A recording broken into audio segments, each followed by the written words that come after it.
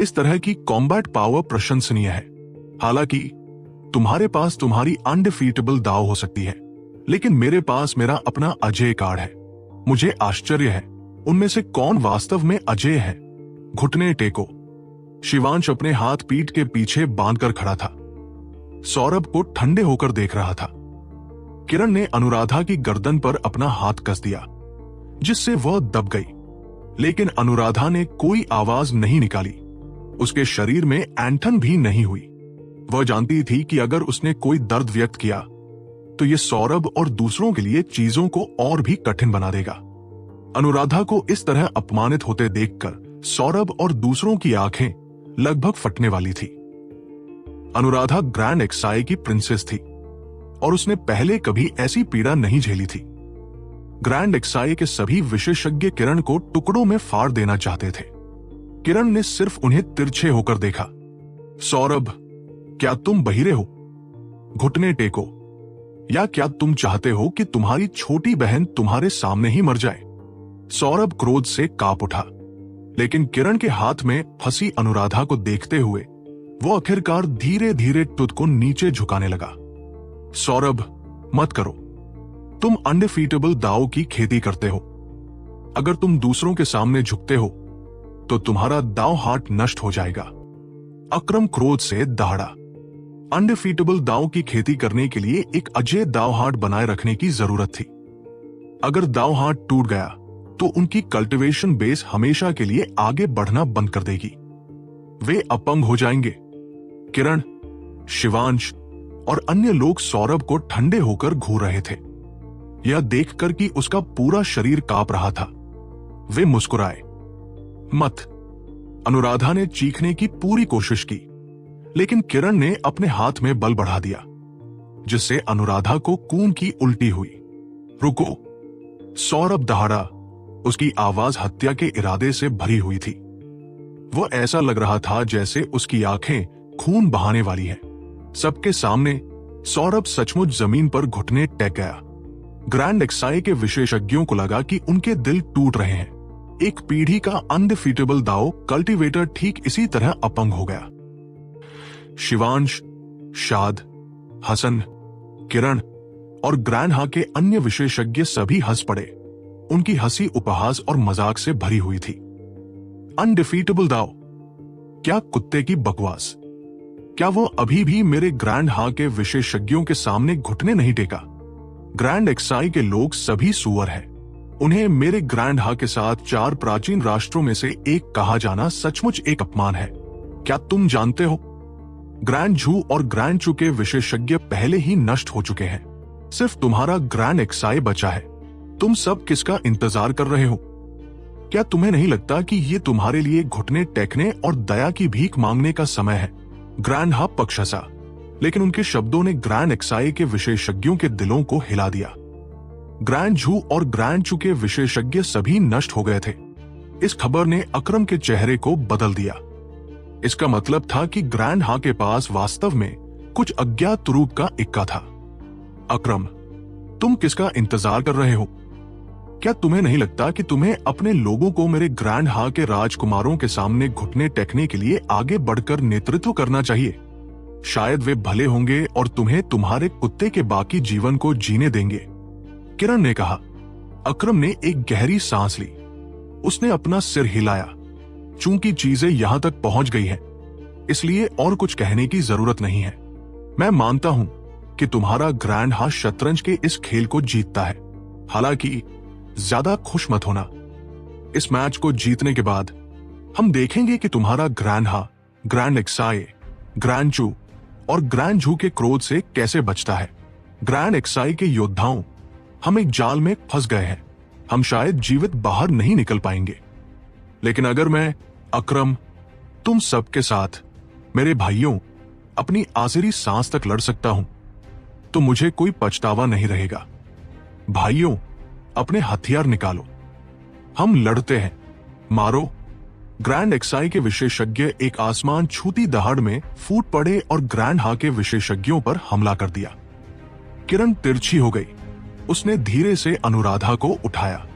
जैसे ही कोई फरीब आता, वो उसे पहले मार डालती। राघव, क्या मैं तुम्हें कभी दोबारा नहीं देख पाऊंगी? अनुराधा ने अपनी आंखें बंद कर ली और अपनी मौत का इंतजार किया, लेकिन उसे एक पछतावा था। वो उस चेहरे को दोबारा कभी नहीं देख पाएगी। सौरभ के पास विरोध करने का कोई तरीका नहीं था। वो केवल देख पाएगा कि उसकी छोटी बहन उसके सामने मर जाती है। वो हत्या के इरादे से भरा हुआ था। वो सिर्फ अनुराधा के मरने का इंतजार कर रहा था। फिर वो बदले में उन सभी को मार डालेगा। अचानक एक काली वस्तु एक काले टूटते तारे की तरह गोली की रफ्तार से उनकी तरफ आई। काली चीज बिना किसी दबाव के उड़ती हुई आई। उन्हें अपने पीछे हवा में बदलाव तभी महसूस हुआ जब वो नजदीक आ गई। एक काला टूटता तारा अविश्वसनीय गति से हवा को चीरता हुआ निकला। वे काली चीज को बमुश्किल देख पाए थे कि वह किरण के सिर के पिछले हिस्से से टकरा गई। किरण अनुराधा की गर्दन पकड़े हुए थी और सौरभ और बाकी लोगों पर व्यंग्य कस रही थी। बस उनके नजदीक आने का इंतजार कर रही थी ताकि उन्हें मारकर ग्रैंड एक्साई के लोगों को अपनी राजकुमारी को मरते हुए दिखाया जा सके। हालांकि उसे पता भी नहीं चला कि कोई चीज उसकी ओर उड़ रही है। काली चीज उसके सिर से टकराई, तुरंत उसे उड़ा दिया और उसकी आत्मा को नष्ट कर दिया। यह सब इतनी अचानक हुआ कि कोई प्रतिक्रिया भी नहीं दे सका। ग्रैंड हा के पक्ष को भी किरण को चेतावनी देने का मौका नहीं मिला, इससे पहले कि वह मारी गई। ग्रैंड एक्साई का पक्ष भी इस अचानक बदलाव से स्तब्ध रह गया और उन्होंने अपना हमला रोक दिया। उन्होंने देखा कि किरण को मारने के बाद काली चीज जमीन पर गिर गई। वो कुछ देर तक घूमती रही। एक काला बर्तन।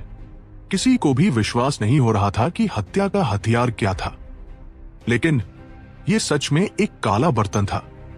हाँ, यह बहुत बहुत काला बर्तन था और जिसने भी इसे उड़ाया था वो भी बहुत काली आत्मा वाला था।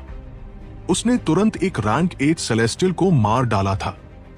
काला बर्तन पूरी तरह से साधारण लग रहा था। ऐसा लग रहा था जैसे वो साधारण लोहे का बना हो। उसमें न कोई रून्स थे, न कोई दबाव था, लेकिन उसने एक रैंक 8 सेलेस्टियल को मार डाला था। अनुराधा को मार डालो। शिवांश ने सबसे पहले प्रतिक्रिया दी। सौरभ पहले ही अनुराधा की ओर उड़ने लगा था। वह इस वक्त किरण के सिर कटे शव के साथ नीचे गिर रही थी। इस क्षण अनुराधा के सबसे करीब शाद उसकी ओर झपटा।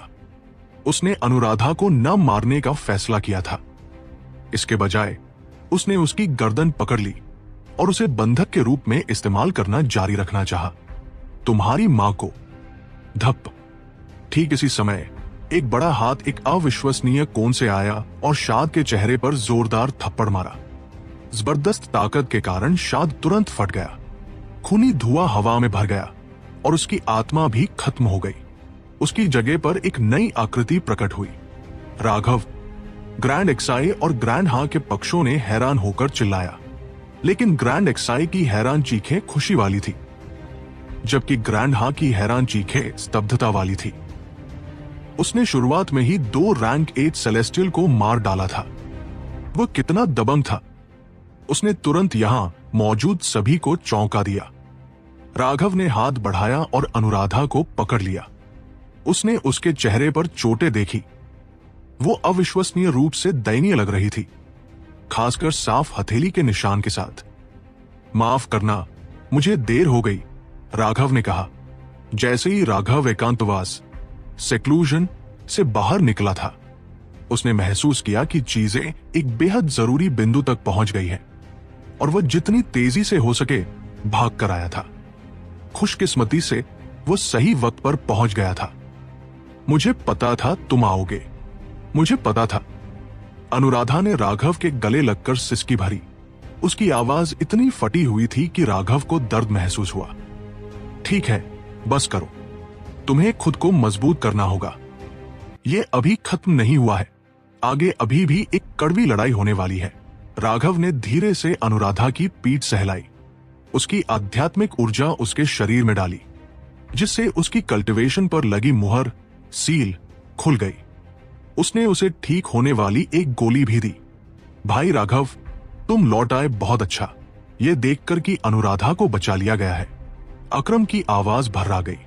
उसके दिल में उसकी छोटी बहन की जिंदगी उसकी अपनी जिंदगी से ज्यादा जरूरी थी। देरी के लिए माफी, तुम्हें खुद को तैयार कर लेना चाहिए।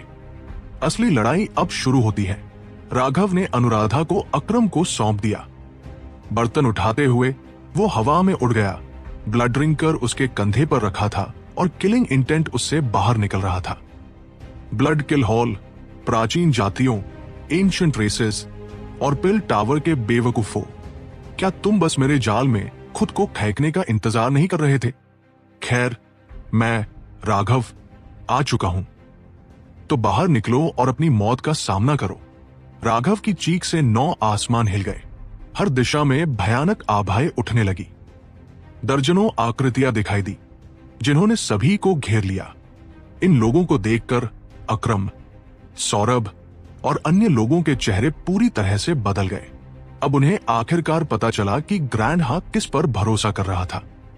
80 से ज्यादा नए लोग थे। उनमें से 5 रैंक 8 सेलेस्टियल थे, 27 रैंक 7 सेलेस्टियल थे और बाकी सभी रैंक 6 सेलेस्टियल थे। सौरभ के लिए सबसे चौंकाने वाली बात यह थी कि 5 रैंक 8 सेलेस्टियल में अविश्वसनीय रूप से भयानक आभाएं थी, जैसे अटल पहाड़। उसे अचानक महसूस हुआ कि वह उन्हें किसी भी तरह से हरा नहीं सकता। जब यह एहसास उसके दिल में उठा तो सौरभ को थोड़ा दुख हुआ। अपने ही क्षेत्र के किसी व्यक्ति का सामना करते हुए उसे कभी इस तरह का एहसास नहीं हुआ था। वह जानता था कि उसका दांव हाथ नष्ट हो गया था, लेकिन उसे कोई अफसोस नहीं था। अगर उसने घुटने न टेके होते और वक्त न निकाला होता तो राघव अपनी छोटी बहन को बचाने के लिए समय पर वापस नहीं आ पाता। राघव, देखते हैं इस बार तुम कहां भागते हो। ब्लड किल हॉल के जुड़वा हत्यारे राघव को बर्फीली निगाहों से घूर रहे थे। स्पष्ट रूप से पिछली बार राघव को न मार पाना उनकी अपनी लापरवाही थी। अब वे अपना चेहरा वापस जीतने के लिए उसे यकीनन मार डालेंगे। बेवकूफ, क्या पिछली बार मैं भागा था? राघव ने कहा। उन दोनों के पास इसका जवाब देने का कोई तरीका नहीं था, क्योंकि पिछली बार वे सचमुच भागने वाले थे। अगर प्राचीन जाति के विशेषज्ञ समय पर नहीं आए होते तो वे शायद मर चुके होते। राघव, तुमने बार बार प्राचीन जातियों को नाराज किया है। आज 4 नेशंस एंशिएंट रेमनेंट तुम्हारी कुब्रगा होगी, विशाल चील जाति के विशेषज्ञ ने कहा। उसकी आंखें ठंडी चमक रही थी और उसके शरीर से रोशनी निकल रही थी। उसी समय हाथी जाति और बाघ जाति के विशेषज्ञों ने अपनी आभाएं बटोरनी शुरू कर दी। युद्ध के लिए तैयार थे। तीनों प्राचीन जाति के विशेषज्ञों की आभाएं बढ़ी, जबकि ब्लड किल हॉल के जुड़वा हत्यारे पहले ही अपनी तलवारें उठा चुके थे। भयानक आभाएं राघव पर टिकी हुई थी। राघव ने उन 5 पर नजर डाली। उसके बाल और काले कपड़े हवा में धीरे से उड़ रहे थे। उसने गंभीर सौरभ से कहा, उन 5 को मुझ पर छोड़ दो। ग्रैंड एक्साई के लोगों को बाकी साथियों को काटने के लिए प्रेरित करने में अपना सर्वश्रेष्ठ प्रयास करो। ये सुनकर ग्रैंड एक्साई के विशेषज्ञ सभी हैरान रह गए। हालांकि वे रैंक 8 सेलेस्टियल नहीं थे, फिर भी वे अभिजात वर्ग एलिट्स थे। वे साफ तौर पर महसूस कर सकते थे कि उनमें से हर कोई कितना भयानक था। उनकी तुलना किरण या शाद या उनके जैसे लोगों से नहीं की जा सकती थी। वे सच्चे विशेषज्ञ थे, लेकिन राघव उनसे अकेले ही 5 के खिलाफ लड़ना चाहता था। भाई राघव, हमें इन शक्तिशाली दुश्मनों के खिलाफ कंधे से कंधा मिलाकर लड़ना चाहिए, सौरभ ने कहा। वह जानता था कि इन 5 में से कोई भी उसे मार सकता है। यह पूरी तरह से सिर्फ इसलिए नहीं था क्योंकि उसने अपना अनडिफीटेबल दांव खो दिया था। यह उसके अपार अनुभव पर आधारित उसका अंतर्ज्ञान था। वो पहले ही यहां से जिंदा निकलने की कोई उम्मीद छोड़ चुका था। वह बस राघव के साथ लड़ना और मरना चाहता था। उसकी एकमात्र उम्मीद यह थी कि वह अनुराधा को भागने के लिए काफी देर तक टिक पाएगा। शक्तिशाली दुश्मन उन्हें यह कहलाने लायक नहीं है। चिंता मत करो, मैं कोई हीरो नहीं बनने जा रहा जो दूसरों के लिए मर जाए। मेरा जीवन बहुत कीमती है। मेरे लिए घर लौटने का इंतजार करने वाली अभी भी बहुत सारी प्रेमिकाएं और गर्मजोशी वाले भाई हैं, और कुछ कहने की जरूरत नहीं है। उस छोटे कमीने शिवांश का ध्यान रखना। वो अब पुराना शिवांश नहीं रहा, इसलिए लापरवाह मत होना। Divine ring, 4 star battle armour. धमाका। ऐसा लगा जैसे राघव के शरीर के अंदर से एक ज्वालामुखी फट गया हो। क्यूआई का एक स्तंभ आसमान में सोरिंग हुआ। जिस चीज ने सौरभ और अन्य लोगों को स्तब्ध कर दिया वो ये थी कि उस पल वे सिर्फ उसकी आभा से पीछे धकेल दिए गए थे। जैसे ही डिवाइन रिंग घूम रहा था, आसमान और जमीन जोरों से कांप उठे, जैसे दुनिया राघव की शक्ति को सहन नहीं कर सकती थी। क्या उसकी शक्ति इस तरह के भयानक स्तर तक बढ़ गई है? जुड़वा हत्यारे हैरान थे। राघव से लड़ने के बाद वे उसकी शक्ति के बारे में पूरी तरह से स्पष्ट थे। हालांकि वो शक्तिशाली था, वो उनका मुकाबला नहीं था। अगर राघव ने अचानक जवाबी हमला करने के लिए आर्म प्रोटेक्टर और बूट्स का इस्तेमाल नहीं किया होता तो उनमें यकीनन उसे मारने की शक्ति होती। नहीं, ये गलत है। पिछली बार उसकी कल्टीवेशन 4th हेवन स्टेज पर थी और अब वो 5th हेवन स्टेज पर है। लेकिन एक छोटे क्षेत्र की उन्नति से इतना बड़ा अंतर कैसे आ सकता है? जुड़वा हत्यारे चिल्लाए। उन्हें नहीं पता था कि राघव की कल्टीवेशन सिर्फ ह्यूमन स्पिरिट डिवाइन एलिक्सर की 3 बूंदों के कारण 5th हेवन स्टेज तक नहीं बढ़ी थी, बल्कि मंड्रा बॉडी टेम्परिंग पिल्स की बदौलत उसके शारीरिक शरीर ने भी बहुत मजबूती हासिल की थी। वर्तमान राघव अपने शरीर में सभी 108,000 अमर प्लेटफॉर्मों, इमोर्टल प्लेटफॉर्म्स का पूरी तरह से उपयोग करने में सक्षम था। अब उसके पास 4 QICs और 108,000 अमर प्लेटफॉर्म थे जो उसे अंतहीन ऊर्जा दे रहे थे। राघव की आभा लगातार फट रही थी। ऐसा लगा जैसे वो बहुत देर तक दबा हुआ था और इसलिए वो इसे सब कुछ रिलीज करने की पूरी कोशिश कर रहा था। जैसे ही उसकी आभा बढ़ी, जमीन फटने लगी। क्यूआई का स्तंभ बादलों में चार्ज हो रहे एक कुंडली वाले ड्रैगन में बदल गया। जमीन पर दूर दूर तक दरारें फैल गई। राघव एक युद्ध देवता की तरह था जो धीरे धीरे अपनी शक्ति जारी कर रहा था। जैसे ही उसकी शक्ति सामने आई, ऐसा लगा जैसे दुनिया उसे समा नहीं सकती। सच कहूं तो राघव के पास अपनी शक्ति को धीरे धीरे जारी करने के अलावा कोई चारा नहीं था। चूंकि उसे नहीं पता था कि उसका शरीर उसकी पूरी शक्ति को संभाल सकता है या नहीं, वो केवल एक एक कदम उठा सकता था। जब तक उसने अपनी शक्ति को पूरी तरह से जारी कर दिया था, तब तक आसमान और जमीन हिल रहे थे। कुछ ही देर बाद वो अभिव्यक्ति, मैनिफेस्टेशन गायब हो गई और गड़गड़ाती दुनिया शांत हो गई। उसकी जगह हवा में एक अकथनीय रूप से घना हत्या का आभास, मर्डरस ऑरा छा गया। इस वक्त राघव आत्मविश्वास से भरा हुआ था। उसका शरीर आखिरकार उसकी शक्ति को सहन करने में सक्षम था। ठीक उसी समय एक तलवार बिना किसी चेतावनी के चुपचाप राघव की पीठ की ओर बढ़ी। एक बड़े हाथ ने ब्लडकिल हॉल के एक हत्यारे की तेज तलवार पकड़ ली। तलवार पकड़कर राघव ठंडी मुस्कान के साथ मुस्कुराया। फिर उसने अचानक उसे एक तरफ धकेल दिया। धातु की खनक की आवाज आई जब तलवार दूसरे हत्यारे की तलवार से टकराई। ब्लडकिल हॉल के दोनों हत्यारों के चेहरे बदल गए। उनके सामने खून के रंग की एक सेबर इमेज फूट पड़ी। वे दोनों हैरान थे। वे ये नहीं समझ पाए कि राघव की प्रतिक्रियाएं इतनी तेज कैसे थी और वो उनके संयुक्त हमले को इतनी आसानी से कैसे तोड़ पाया। पिछली बार राघव उनके हमलों के नीचे बमुश्किल जिंदा रह पाया था, लेकिन अब उसने पल भर में उनके हमले को तोड़ दिया। उन्हें नहीं पता था कि जैसे जैसे राघव के अंदर ऊर्जा बढ़ी, उसके भौतिक शरीर की शक्ति में भी जबरदस्त सुधार हुआ और अब उसे बंधे हाथों से लड़ने की जरूरत नहीं थी। स्वाभाविक रूप से उसकी लड़ने की शैली अब अलग थी। उनकी तलवारें टकराईं, सेबर को रोका। उन्हें लगा जैसे कोई पहाड़ उनसे टकरा गया हो और वे पीछे हट गए। उनके हाथ कांप रहे थे। उन्होंने सदमे से राघव को देखा। राघव की वर्तमान शक्ति उनके किसी भी अनुमान से कहीं ज्यादा थी। इस एक ही झटके में उन्होंने लगभग खून की उल्टी कर दी। तुम्हारी ताकत बुरी नहीं है, मेरे एक मुक्के का स्वाद चखो। अचानक हाथी जाति के माहिर ने हमला कर दिया। रून्स का एक समुद्र उसके चारों ओर लिपट गया और उसने राघव पर एक स्टाफ दे मारा। यह हाथी जाति का माहिर बहुत बड़ा था और वह तांबे का स्टाफ एक खंभे जितना मोटा था। जैसे ही स्टाफ नीचे गिरा, ऐसा लगा जैसे दुनिया उसकी शक्ति से टूटने वाली है। राघव अपनी सेबर से उससे मिला। अंतरिक्ष ढह गया और जमीन फट गई क्योंकि एक तौफनाक क्यूआई वेव सुनामी की तरह बाहर निकल गई। अपने हथियारों के टकराने पर हाथी जाति के माहिर ने खिल्ली उड़ाई। उत्कृष्ट ज्यादा इंसान नहीं है जो शक्ति में मेरी बारबेरियन एलिफेंट रेस को चुनौती दे सके। लेकिन ज्यादा खुश मत हो, मेरी बारबेरियन एलिफेंट रेस की शक्ति वो नहीं है जिससे तुम घटिया इंसान मुकाबला कर सको। एक दहाड़ के साथ हाथी जाति के माहिर की सभी मांसपेशियां खुल गई, पूरे शरीर पर नसें उभर आई और ऐसा लगा जैसे उसके अंदर कोई जंगली जानवर दहाड़ रहा हो। ऊर्जा उससे लहरों में बाहर निकली। उन दोनों के हथियार अभी भी टकराए हुए थे, लेकिन आसपास का अंतरिक्ष लगातार फट रहा था। जमीन में एक बहुत बड़ा गड्ढा बन गया था जो अब उनकी शक्ति को सहन नहीं पा रहा था। अब यह इतना गहरा था कि वे तल नहीं देख सकते थे। बारबेरियन एलिफेंट रेस का एक ऊंचा स्थान था और वे शक्ति में माहिर थे।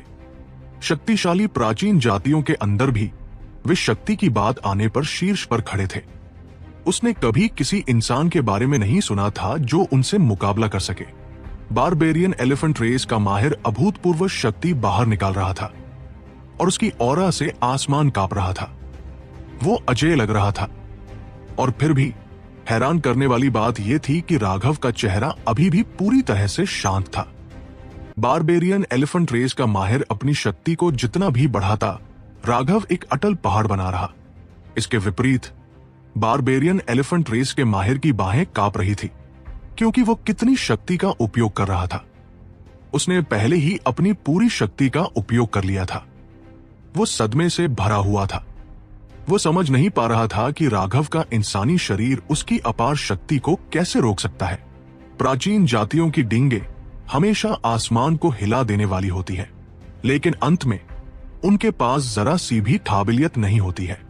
तुम सिर्फ संकर हो जो अपने पूर्वजों को भूल जाते हो। ये मत भूलो, मानव जाति तुम्हारे पूर्वज है। तुम सिर्फ एक्सयूएन बीस्ट्स के खून को स्वीकार करना चाहते हो और मानव जाति को नीचा दिखाना चाहते हो। लेकिन तुम ये भी नहीं समझते कि मानव जाति को सबसे आध्यात्मिक प्राणी क्यों कहा जाता है। आज मैं तुम्हें दिखाता हूं कि असली शक्ति क्या है। राघव के शरीर में 108,000 इमॉर्टल प्लेटफॉर्म्स तेजी से घूमने लगे। इस बार वो अपनी शक्ति को धीरे धीरे बढ़ाने के बजाय एक ही बार में चरम पर धकेल रहा था। एक झील से धीमी बूंद के बजाय यह ऐसा था जैसे पूरी झील डिस्चार्ज हो गई हो। इस तरह की शक्ति का त्वरित विस्फोट कुछ ऐसा था जो राघव पिछली परीक्षा के बिना करने की हिम्मत नहीं करता। शक्ति राघव की बाहों से दहाड़ उठी। ये एक ऐसे ज्वालामुखी जैसा था जो 10,000 वर्षों से ऊर्जा जमा कर रहा था और फट रहा था। हाथी जाति के माहिर ने खून की उल्टी की और पीछे उड़ गया। सभी प्राचीन जाति के माहिर हैरान थे। उन्होंने कभी कल्पना भी नहीं की थी कि बारबेरियन एलिफेंट रेस का माहिर मानव जाति के किसी व्यक्ति से हार जाएगा, और वह भी इतनी बुरी तरह से। एक साथ हमला करो, चील जाति के माहिर ने चिल्लाया। एक लांस चलाते हुए उसके पंखों पर रून्स उमड़ पड़े और उसने राघव पर हमला करने में नेतृत्व किया। उसके बगल में बाघ जाति का माहिर दहाड़ा और फिर अचानक भ्रामक हो गया। वो राघव की ओर भागा। उसके हाथ तेज बाघ के पंजे बन गए। ये बाघ जाति का माहिर शैडो डेविल टाइगर रेस का वंशज था, जो एक्सयूएन बीस्ट्स में से एक था। वे सभी अविश्वसनीय रूप से तेज थे। जहां तक उनके बाघ के पंजों की जोड़ी की बात है, वे उनके जन्मजात मार्शल वेपन्स थे और वे अतुलनीय रूप से तेज थे। हाथी जाति का माहिर हैरान और गुस्से में था। उसका फतल का इरादा उमड़ रहा था। राघव की शक्ति ने उसे शर्मिंदा कर दिया था। इन तीन शक्तिशाली माहिरों का सामना करते हुए अगर राघव उनसे तब लड़ रहा होता जब वो पहली बार गुप्त क्षेत्र में प्रवेश किया था, तो वो यकीनन मर गया होता। लेकिन अब उसे उनसे कोई डर नहीं था। उसने एक ही वार किया। हालांकि उन तीनों ने एक ही समय पर हमला किया था। बड़े चील जाति के माहिर का लांस 6 मीटर लंबा होना चाहिए था और वह सबसे नजदीक था। राघव का पहला हमला उसी को निशाना बनाकर किया गया था। चील जाति के माहिर का शरीर राघव की सेबर के संपर्क में आते ही तुरंत पीछे उड़ गया। साफ तौर पर राघव की शक्ति का विरोध करने का उसके पास कोई तरीका नहीं था। अपने बाएं हाथ पर आर्म प्रोटेक्टर का उपयोग करते हुए उसने हाथी जाति के माहिर के स्टाफ को रोका, लेकिन नतीजतन उसे पीछे धकेल दिया गया। हालांकि जब हाथी जाति के माहिर ने राघव को पीछे धकेला तो उसके दिल में एक बुरा एहसास हुआ। वह चिल्लाया, सावधान। राघव ने जानबूझकर खुद को पीछे हटने दिया था, लेकिन बहुत देर हो चुकी थी।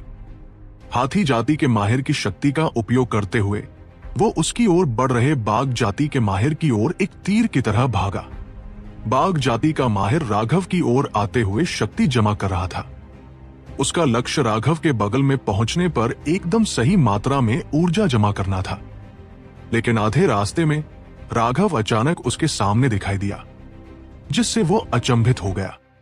अपनी ओर एक लात आते देखकर उसने अपने पंजों से उसे रोका। नतीजतन बाघ जाति का माहिर हवा में उड़ गया। उसकी बाहों की हड्डियां टूट गई। उसने टूम की उल्टी की और एक टूटते तारे की तरह पीछे भागा। यह जानना होगा कि राघव ने हाथी जाति के माहिर की शक्ति का एक हिस्सा उधार लिया था और इस गति से भागने के लिए अपनी किंग आइटम बूट्स को सक्रिय किया था। अगर यह एक साधारण रैंक 8 सेलेस्टियल होता तो यह लात उसे मार डालती। फिर पलटवार शक्ति का उपयोग करते हुए राघव वापस पलट गया, हवा में मुड़ गया। ब्लड रिंकर हवा में कट गई। स्प्लिट द हेवंस 3 खून के रंग की एक सेबर इमेज ऐसी लग रही थी जैसे वो कुछ नहीं मार रही हो। लेकिन जब वह गिरी तो उसके सामने का अंतरिक्ष फट गया, जिससे दो हैरान चेहरे सामने आए। वे दोनों ब्लड किल हॉल के हत्यारे थे। जब राघव ने प्राचीन जाति के माहिरों पर हमला किया था तो उन्होंने खुद को छिपाने और एक घातक हमला करने के लिए अपनी गुप्त कला का इस्तेमाल किया था। ब्लड किल हॉल के शीर्ष हत्यारों के रूप में उन्हें अपनी छिपने की कला पर अत्यधिक भरोसा था और उनमें से दो के एक दूसरे के किलिंग इंटेंट को सोखने के साथ दूसरों के लिए उन्हें महसूस करना और भी असंभव हो गया था। अनगिनत माहिर उनकी ब्लेड से मारे गए थे, लेकिन उन्होंने अभी अभी खुद को छिपाया था और हमला करने की तैयारी शुरू ही की थी कि राघव ने उन पर वार कर दिया। इस भयंकर हमले से बचने का कोई तरीका नहीं था, इसलिए उन्होंने जल्दबाजी में रोका। लेकिन एक तरफ अचानक हमला कर रहा था, जबकि दूसरा जल्दबाजी में हमले का सामना कर रहा था। जुड़वा पीछे हट गए, खून की उल्टी की। असंभव, तुमने हमें कैसे देखा? दोनों ने अविश्वास में दहाड़ा। बेवकूफ, मेरे सामने एक ही चाल को 2 बार इस्तेमाल मत करना, वरना तुम मर जाओगे। राघव ने खिल्ली उड़ाई। फिर उन दोनों को नजरअंदाज करते हुए वह 3 प्राचीन जाति के माहिरों के पीछे भागा। सच कहूं तो ये जुड़वा ब्लड किल हॉल के हत्यारे बेहद शक्तिशाली थे। उनके किलिंग इंटेंट को दूसरे द्वारा सोख लिए जाने पर उसे वास्तव में उनकी दुश्मनी को महसूस करना मुश्किल लगा। एक तीव्र लड़ाई में उन्हें महसूस करना और भी मुश्किल था। लेकिन राघव मूर्ख नहीं था। वह उन्हें ऐसी खौफनाक हत्या कलाओं का प्रदर्शन करने की अनुमति कैसे दे सकता था? पहले पल उन्होंने चुपके से उस पर हमला किया था। जब उसने उनकी एक तलवार पकड़ी थी तो उसने अपनी खुद की खून को कुछ मेडिसिनल पाउडर्स के साथ मिलाकर तलवार पर एक निशान छोड़ने के लिए इस्तेमाल किया था। फिर उसने उस तलवार को दूसरे हत्यारे की तलवार से टकरा दिया था। अब वे दोनों तलवारें उसकी ठास ऑरा से चिन्हित थी। यह ऑरा दूसरों के लिए महसूस करना अनिवार्य रूप से असंभव था, लेकिन राघव अपने खून के प्रति बेहद संवेदनशील था, खासकर उसके अंदर के ड्रैगन ब्लड एसेंस के प्रति। वह उन्हें बिना देखे भी उनकी स्थिति को स्पष्ट रूप से इंगित करने में सक्षम था। बेशक वो उन्हें यह रहस्य नहीं बताएगा। इसके बजाय उसने कुछ डींग भरी बातें कहीं जो उन्हें गुस्से से मार सकती थी। नतीजतन वे दोनों गुस्से में और हैरान थे। वे ये देखने में असमर्थ थे कि राघव ने उनकी छिपने की कला को कैसे तोड़ दिया था। चूंकि ऐसा था, उन्होंने अपनी छिपी हुई हत्या कलाओं का उपयोग बंद करने और इसके बजाय राघव पर हमला करने का फैसला किया। ब्लड किल हॉल के 2 हत्यारों और 3 प्राचीन जाति के माहिरों के साथ राघव अब 5 रैंक 8 सेलेस्टियल से लड़ रहा था। लेकिन जो बात सभी को हैरान कर रही थी वो ये थी कि राघव अजय लग रहा था। वह खुद अकेला होने पर भी दूसरे 5 को दबा रहा था। वो वही था जिसने लड़ाई की गति तय की थी। जैसे ही वे 6 दूर एक आसमान को हिला देने वाली लड़ाई लड़े, शिवांश ईर्ष्या से भर गया था। अचानक उसने अनुराधा को देखा। उसने देखा कि वह पहले ही ठीक हो चुकी थी और राघव को पूजनीय ढंग से देख रही थी, मदहोश लग रही थी। उसका गुस्सा बढ़ गया। सब हमला करो, ग्रैंड एक्साई के एक एक सदस्य को मार डालो, शिवांश ने चिल्लाया। उसने ग्रैंड हा के माहिरों को ग्रैंड एक्साई के पक्ष पर हमला करने में नेतृत्व किया। उनके पीछे प्राचीन जातियों के बचे हुए सदस्य थे, साथ ही पिल टावर के 6 माहिर थे। राघव 5 शक्तिशाली दुश्मनों के खिलाफ जोरदार लड़ाई लड़ रहा था। ब्लड ड्रिंकर हवा में नाच रही थी। लोगों को केवल 6 आकृतियां आगे पीछे भागती हुई दिखाई दे रही थी और उनके चारों ओर आकाश कांप रहा था। राघव को इन 5 शक्तिशाली विशेषज्ञों के खिलाफ लड़ते देखकर शिवांश बहुत सदमे में था। उसने तुरंत सभी को दूर खड़े ग्रैंड एक्साई के विशेषज्ञों पर हमला करने का आदेश दिया। शिवांश के दिल में असुविधा की एक हल्की सी भावना पैदा हुई। शायद उसे ग्रैंड एक्साई के विशेषज्ञों को बंदी बनाना होगा ताकि वो खुद को एक अजय स्थिति में ला सके। कम से कम उसे अनुराधा को पकड़ना ही था। शिवांश, मैं तुम्हें मार दूंगा, कमीने। अचानक एक महिला की चीख, किलिंग इंटेंट, हत्या की भावना से भरी हुई, गूंज उठी। एक तलवार उड़ते हुए इंद्रधनुष की तरह शिवांश पर वार कर रही थी। छोटी स्लट, मैं तुम्हें अभी फिर से पकड़ूंगा, शिवांश ने व्यंग्य किया और अचानक हाथ बढ़ाया। उसकी उंगलियों पर रून्स जल उठे जब उसने अनुराधा की तलवार पकड़ी, जबकि उसका दूसरा हाथ उसके गले की ओर बढ़ा। अनुराधा चौंक गई। जब उसकी तलवार उसके हाथ से टकराई तो उसे घायल करने के बजाय वो उसे वापस खींचने में असमर्थ पाई। उसने कभी कल्पना भी नहीं की थी कि शिवांश इतना भयानक रूप से शक्तिशाली होगा। शिवांश की हथेली से एक ऊर्जा का विस्फोट हुआ। अनुराधा का पूरा शरीर हिल गया और उसने एक मुंह खून खांस दिया। वह तुरंत घायल हो गई और शिवांश का हाथ उसके गले तक पहुंचने पर वह जरा भी विरोध नहीं कर पाई। दफा हो जा, एक जोरदार दहाड़ गूंज उठी और एक मुट्ठी शिवांश की हथेली पर टकराई। सौरभ पहुंच गया था। उसने उसके हमले को रोक दिया, जबकि अनुराधा को भी पीछे धकेल दिया। लेकिन जब सौरभ की मुट्ठी शिवांश की हथेली से टकराई तो उसके चेहरे का भाव बदल गया। शिवांश ने वास्तव में उसे पीछे हटने के लिए मजबूर कर दिया था। अनुराधा, वापस जाओ और युवराज की रक्षा करो, सौरभ ने गंभीर चेहरे के साथ चिल्लाया। लेकिन आदेश मानो, जाओ और युवराज की रक्षा करो, सौरभ ने आदेश दिया। अनुराधा की आंखें लाल थी। उसने खुद को बेकार महसूस किया।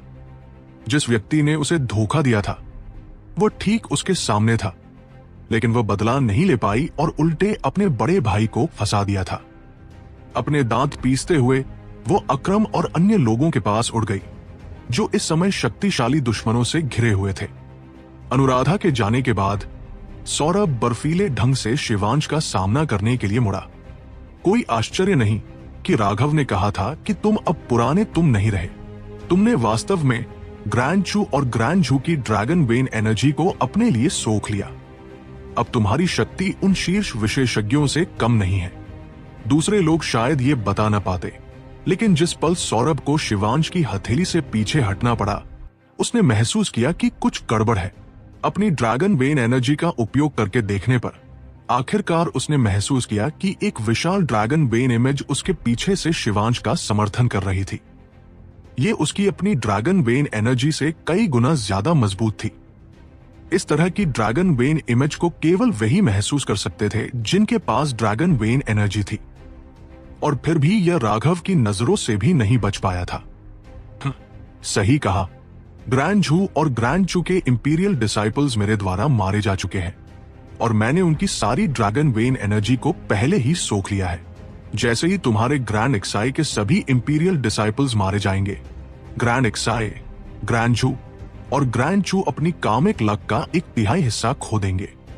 ये कामिक लक मेरी ग्रैंड हा का समर्थन करेगी, इसलिए तुम्हारे 3 राष्ट्र गिरावट की ओर जाएंगे, जबकि मेरी ग्रैंड हा और मजबूत होगी। हमें किसी भी ऐतिहासिक अवशेष को पाने, किसी मूर्ति को बनाने या किसी सांस्कृतिक विरासत को चुराने के बारे में सोचने में कोई समय बर्बाद नहीं करना पड़ेगा। केवल मेरा ग्रैंड हा एंशिएंट नेशन ही सेंट्रल प्लेन्स में रहेगा। शिवांश जोर से हंसा उसकी आवाज गर्व से भरी हुई थी। ऐसा लग रहा था जैसे वह पहले ही ग्रैंड हा के सभी प्राचीन राष्ट्रों को एकजुट करने का दिन देख सकता था। सपना देखते रहो बेशर्म कमीने, तुम सिर्फ अति आत्मविश्वासी मूर्ख हो। आज मैं तुम्हें और तुम्हारे महत्वाकांक्षाओं को इसी प्राचीन अवशेष के भीतर मरने दूंगा। सौरभ आगे बढ़ा, शिवांश पर सीटी बजाते हुए मुट्ठी से वार किया। मूर्ख तुम हो सौरभ, तुम्हारी ड्रैगन वेन से तुम्हारा कनेक्शन कट गया है, इसलिए तुम जिस ड्रैगन वेन एनर्जी का उपयोग कर सकते हो वो कम हो गई है। इसके अलावा तुम पहले ही मेरे सामने घुटने टेक चुके हो और तुम्हारे पास अब अपनी अनडिफीटेबल दाव की शक्ति नहीं है। अनडिफीटेबल दाव के दबाव के बिना मुझे प्रतिबंधित किए क्या तुम अभी भी सोचते हो कि तुम जीत सकते हो? सपना देखते रहो, तुम वो हो जो यहां मरोगे। शिवांश ने तिरस्कार से मुस्कुराया। अगर यह पहले की बात होती तो वह निश्चित रूप से सौरभ से एक के मुकाबले एक में लड़ने की हिम्मत नहीं करता, लेकिन अब उसने ग्रैंड चू और ग्रैंड झू की ड्रैगन वेन एनर्जी को अपने लिए चुरा लिया था, साथ ही सौरभ की अनडिफीटेबल दाव को भी तोड़ दिया था। वह निडर था। उनकी मुट्ठी और हथेली एक बार फिर टकराई और दोनों पक्ष एक दूसरे से पीछे हट गए। मेरी अनडिफीटेबल दाव के डोमेन के बिना भी मैं सौरभ ऐसा व्यक्ति नहीं हूं जिसे तुम्हारे जैसा मूर्ख तुच्छ समझ सके, सौरभ चिल्लाया। उसने साफ तौर पर महसूस किया कि उसकी अनडिफीटेबल विल अब दूसरों को दबाने में सक्षम नहीं थी, लेकिन इससे उसकी बाकी कॉम्बैट पावर्स पर कोई असर नहीं पड़ा। शिवांश अंदर से हैरान था। अनडिफीटेबल दाव के दमन के बिना भी, जिससे वो लड़ते समय अपनी पूरी शक्ति को उजागर कर सकता था, वो अभी भी सौरभ को दबा नहीं पाया। सौरभ को मारने की उसकी इच्छा बढ़ गई। वे दोनों एक भयंकर लड़ाई जारी रखे हुए थे, जबकि अनुराधा ग्रैंड एक्साई के पक्ष को घेरने वाले अन्य शक्तिशाली दुश्मनों की ओर उड़ गई। मारो! अनुराधा ने अचानक एक भयंकर दहाड़ लगाई। वो जो एक सुनहरा जीवन जी रही थी और दुनिया के बाकी हिस्सों के अपने सपनों को बुन रही थी, उसने आखिरकार वास्तविकता की क्रूरता को देख लिया था। उसने खुद को भोला होने के लिए नफरत की, उसने खुद को मूर्ख होने के लिए नफरत की, और अब वो इस सारी नफरत को असीम किलिंग इंटेंट में बदल रही थी।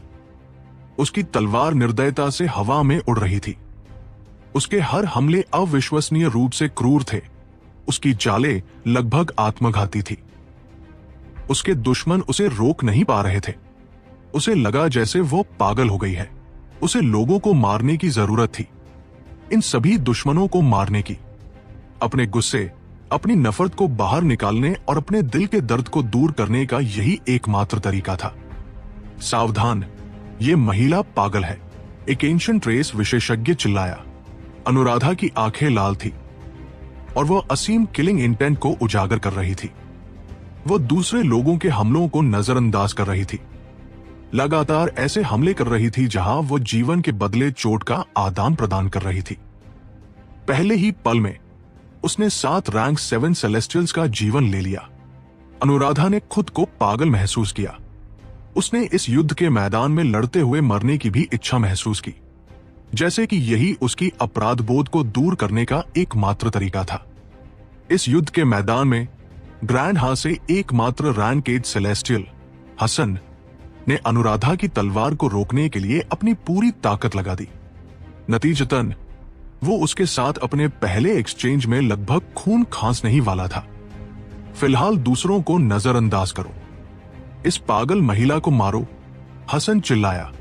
अनुराधा की प्रतिभा सहज रूप से उच्च थी, और अगर उसकी मनमौजी मजे करने की इच्छा न होती तो उसकी उपलब्धियां शायद सौरभ से कम नहीं होती। अनुराधा की कॉम्बैट पावर मूल रूप से हसन के स्तर से एक स्तर ऊपर थी। अब इस पागल अवस्था में उसने 10 विशेषज्ञों को मार डाला था। उनमें से कोई भी उसकी बराबरी करने में सक्षम नहीं था। अगर हसन उससे एक के मुकाबले एक में लड़ता तो वो मारे जाने से पहले कुछ ही एक्सचेंज से ज्यादा टिक नहीं पाता। मूल रूप से एंशिएंट रेसेस और पिल टावर के विशेषज्ञों के जुड़ने से ग्रैंड हा को ग्रैंड एक्साई के विशेषज्ञों को पूरी तरह से दबाने की अनुमति मिलनी चाहिए थी, लेकिन अनुराधा के आत्मघाती हमले ने उन्हें पूरी तरह से अचंभित कर दिया और उन्होंने अपने विरोधियों को छोड़कर उस पर हमला करना शुरू कर दिया। वर्तमान अनुराधा बिल्कुल भयानक थी। अगर वे जल्दी से उसे दबाते नहीं तो जब तक वे ग्रैंड एक्साई के बाकी विशेषज्ञों को मारते तब तक उसने उनमें से ज्यादातर को भी मार डाला होता। बस एक पल में अनुराधा हसन के साथ साथ 10 से अधिक रैंक 7 सेलेस्टियल्स से लड़ रही थी। कुछ ही सांसों में वह चोटों से ढक गई, खून से उसके कपड़े रंगे हुए थे। वो एक मार्मिक तरीके से सुंदर थी। अनुराधा ने 3 रैंक 7 सेलेस्टियल्स का जीवन लेने के लिए ये चोटें ली थी, जिससे उसके बाकी विरोधियों के रोंगटे खड़े हो गए। वे आखिरकार अनुभव कर रहे थे कि जब महिलाएं पागल हो जाती हैं तो वे कितनी भयानक हो सकती हैं। उसके शीर्ष विशेषज्ञ अनुराधा से निपटने के लिए और ज्यादा खींचे जा रहे थे, जिससे ग्रैंड एक्साई के विशेषज्ञों पर दबाव कम हो रहा था। लेकिन अपनी राजकुमारी को खून से लथपथ और अपनी जान को दांव पर लगाकर लड़ते देखकर उनमें अभूतपूर्व शक्ति का विस्फोट हुआ। वे अपनी पूरी ताकत लगा रहे थे। अकरम और अन्य लोगों ने भी अपनी सबसे बड़ी शक्ति का प्रदर्शन किया। युद्ध के मैदान की स्थिति नाजुक हो गई। राघव के मुकाबले 5 लड़ रहा था, सौरभ शिवान से लड़ रहा था और अनुराधा बाकी शीर्ष विशेषज्ञों को खींच रही थी, जिससे ग्रैंड एक्साई के बाकी विशेषज्ञों को अपने विरोधियों से एक खूनी लड़ाई में पलटवार करने की अनुमति मिल रही थी। ये चारों युद्ध के मैदान अब सभी एक खतरे की स्थिति में थे। अगर उनमें से किसी को भी फायदा मिलता तो ये दूसरे युद्ध के मैदानों को प्रभावित कर सकता था, जिससे तुरंत एक श्रृंखला प्रतिक्रिया शुरू हो जाती। अगर इनमें से कोई भी युद्ध का मैदान हार जाता तो ये तुरंत एक एकतरफा प्रभुत्व का कारण बनता। लड़ाई मूल रूप से तय हो जाती। इसलिए चाहे वो ग्रैंड एक्साई के विशेषज्ञ हों या उनके विरोधी, वे सभी अपनी पूरी ताकत लगा रहे थे। उनकी तलवारें सभी निर्दयी थी। लोग लगातार मर रहे थे। उनका खून जमीन में सोख रहा था। राघव की 5 विशेषज्ञों के साथ लड़ाई भी अपने चरम पर पहुंच गई थी। पहले 5 विशेषज्ञ हाथ रोककर लड़ रहे थे। एंशिएंट रेसेस और ब्लडकिल हॉल साथ मिलकर काम नहीं करना चाहते थे, इसलिए वे अपने लिए लड़ रहे थे। लेकिन फिर जैसे जैसे लड़ाई जारी रही, उन्होंने महसूस किया कि अगर वे साथ मिलकर काम नहीं करते तो वे वास्तव में राघव से हार सकते हैं।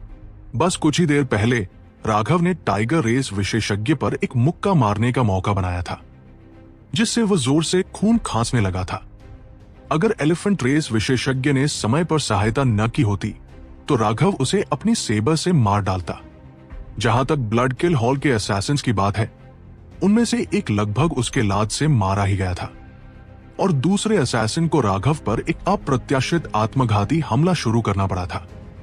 राघव इस आत्मघाती हमले को रोकने के साथ साथ उस व्यक्ति को मारने के बारे में आश्वस्त नहीं था जिसने असैसिन की जान बचा ली थी।